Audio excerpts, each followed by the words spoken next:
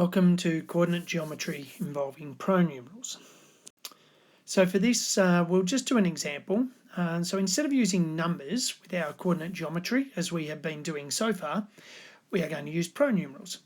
So we're going to look at a triangle that has the vertices A, B and C with those coordinates. And we're going to find the midpoints of each of the sides of the triangle, and then we're going to find the equation of the median CF, which means that it joins the vertex C to the midpoint of the opposite side. So that's F, which is the midpoint of AB. So finding the midpoint, we just do x1 plus x2 over 2, y1 plus y2 over 2. And when we do that, we get F is the coordinate 0, 0. G is the coordinates minus 2a and minus 2b plus 2c.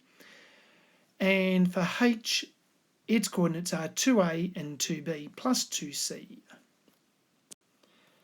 When we find the equation of the median CF, so our coordinates for C are 0, 4c, and for F it's 0, 0.